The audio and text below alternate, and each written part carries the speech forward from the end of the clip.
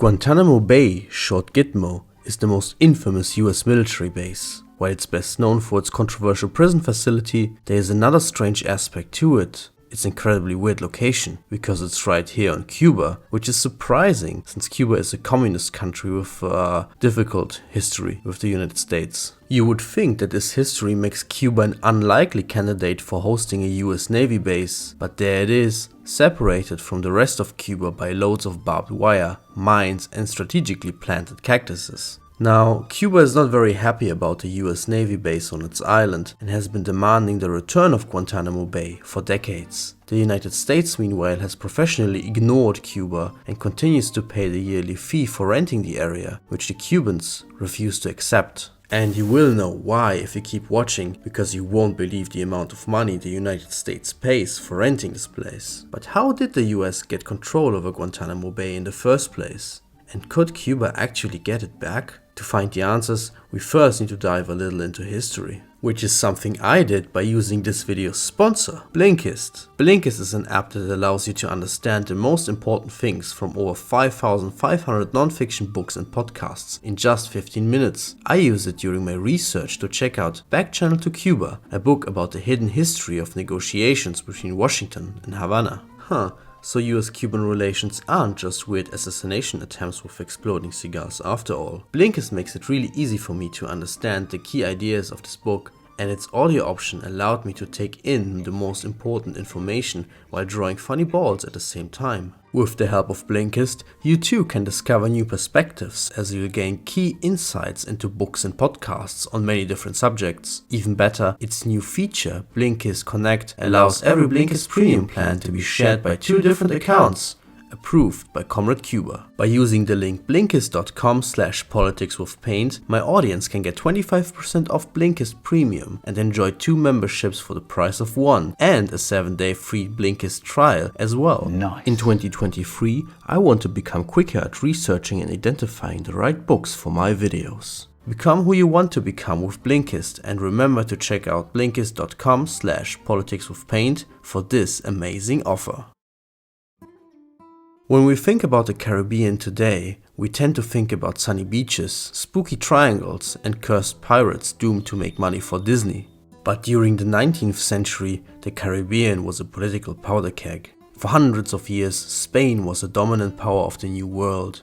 However, numerous wars and revolutions had reduced Spain's empire to a few colonies in the Caribbean, mainly Cuba. But here too, discontent with Spanish rule was widespread, which was defined by economic exploitation and social inequality between the Spanish landowners and Cubans. And so, many Cubans dreamed of kicking the Spanish out as well. To their luck, there was a powerful state next door sympathetic to their cause, the United States. Tensions between the US and Spain only increased when in 1895 the Cubans began yet another fight for independence. This fight soon turned into a stalemate, which was only broken when direct fighting between the US and Spain began 3 years later, after a series of events led to the outbreak of the Spanish-American War. After just 4 months of fighting, the Spanish were defeated, and after a peace conference in Paris, they surrendered the Caribbean possessions, Puerto Rico, Cuba, to the US. Now, the Cubans were pretty dumbfounded by this development, since they were completely sidelined during the peace negotiations with Spain. Nonetheless, the US had promised at the beginning of the war to give Cuba its independence, but close to the end of the transitional military occupation, they gave Cuban leaders several conditions for that.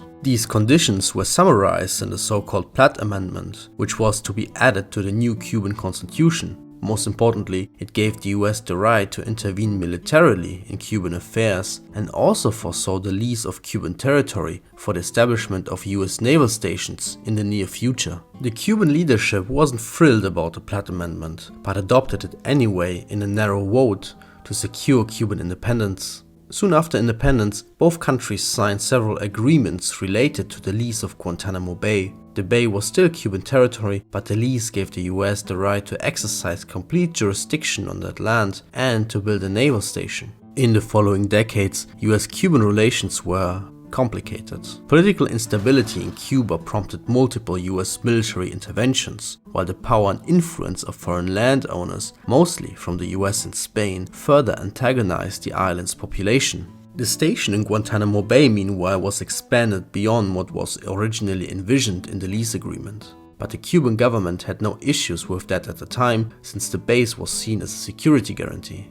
Others in Cuba, however, thought of it as a stain on Cuban society, since the presence of military servicemen gave rise to certain economic activities which were generally frowned upon. But the US wasn't that happy with the situation in Cuba either. The American public was mostly opposed to regular military interventions, and the leadership in Washington didn't want to be dragged into Cuban affairs every time there was a new political crisis in Cuba. To make both sides happier, the US decided to sign a new treaty with Cuba in 1934. It abolished the right to intervene militarily in Cuban affairs and clarified the conditions for ending the Guantanamo Bay lease. According to the treaty, it can only be terminated if 1. Both the US and Cuban governments agree together to do so, or 2. The US decides to abandon the base for whatever reason. However, this new treaty did little to improve the Cuban public perception of the US, which reached a new low when in 1952 Fulgencio Batista became dictator of Cuba after a military coup. While the US leadership wasn't particularly fond of Batista and his oppressive and corrupt regime, they nonetheless supported him as he was willing to defend US interests in the country. But opposition to Batista's regime grew quickly, and after years of protests, riots and guerrilla warfare, he was deposed by the forces of this guy in 1959. The US wasn't quite sure what to make of Castro in the beginning, but it soon turned out that in contrast to Batista, who was a repressive dictator supported by the United States, Castro was a repressive dictator supported by the Soviet Union, which for Washington was a big no-no.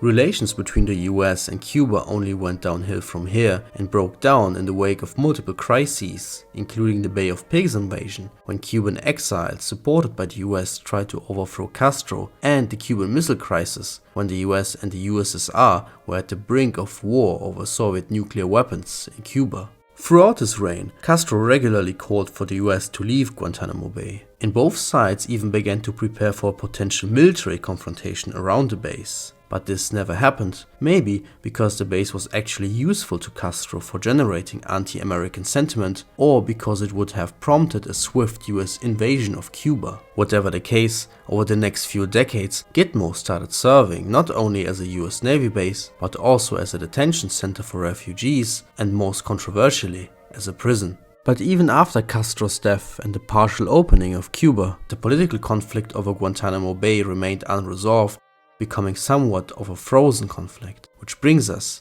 to the current situation. Today, Guantanamo Bay remains a very controversial issue in the United States and the world, and not just because of the detention facility. For Cuba, Guantanamo Bay is mainly a matter of national pride and territorial integrity, since it sees it as a last vestige of American influence over the island. Aside from that, there is also an economic factor, as Gitmo currently prevents Cuba from using the bay for economic purposes as well. Legally speaking, Cuban officials have made numerous arguments for the return of Guantanamo Bay, which can be divided into two major categories, and they somewhat contradict each other. The first set of arguments asserts that the lease itself is illegal and violates international law. Firstly, because the lease was more or less forced upon Cuba under unfair conditions, and secondly, because the lease doesn't allow Cuba to initiate an end to the lease on its own, which makes it a de facto perpetual agreement and Guantanamo Bay a colonial possession of the US in all but name. The second set of arguments, however, assumes that the lease is, although unfair, actually legally binding, but the US is violating its conditions. For instance, by maintaining detention centers and prisons in Gitmo, which was never envisioned by the original lease agreements or the additional agreements afterwards.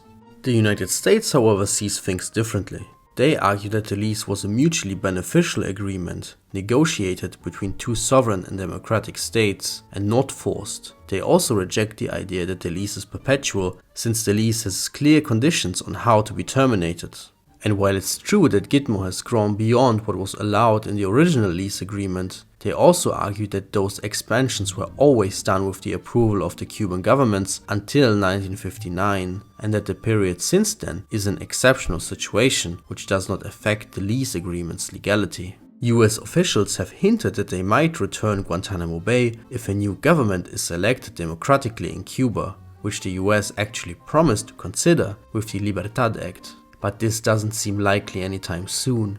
And although several US administrations expressed their desire to eventually close the prison at Gitmo, it's very unlikely that they'll abandon Guantanamo Bay as a whole. So, if the Cubans are stuck with an American base next door, no matter what, why don't they at least take the money that the US offers to pay as rent? Well, two reasons. Firstly, out of principle, the Cuban government wants the US to leave, and taking the money would only give legitimacy to the lease agreement. And secondly, the amount of money is ridiculously low. So much so that if you're renting a place just like me, we are certainly paying more for rent than the US pays for Guantanamo Bay.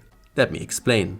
When the lease was originally made, the US agreed to pay Cuba 2,000 gold coins annually, which was later changed to an equivalent amount of US dollars. In 1934, this was 3,400 USD a year, which doesn't sound like much, but when adjusted for inflation, that was approximately 75,000 USD in 2023 dollars. But to correct for inflation, the US had to regularly adjust the payment amount, which they somewhat did, until 1974, when the US simply stopped doing that. And that meant that despite growing inflation, the annual payments remained unchanged since 1974, which at that time was 4,085 USD. So ever since, the US pays about $340 a month. But that's not entirely true either, because the US actually pays $0. How? Well, the US doesn't pay Cuba directly in cash or by bank transfer. It pays via the Swiss embassy in Havana with US Treasury checks, and those checks are only valid for 1 year. And because Cuba doesn't cash them in,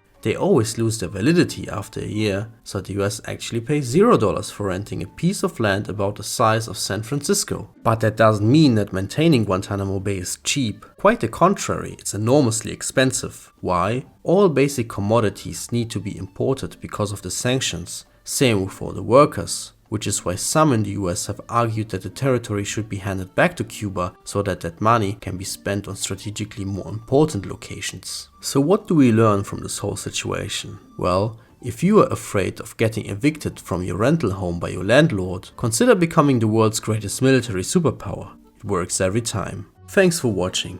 If you enjoyed this video, consider subscribing and leaving a like. A big shout out to my patrons and channel members Justin, Curtis, Kolonax, Rasmus, Steven, Kurek, Bruno, Steven, Jeff and Alexander. If you want to join them as well, links are in the description. Thank you Blinkist for sponsoring this video, and check out the link below for a special Blinkist offer. I see you in the next one. Bye.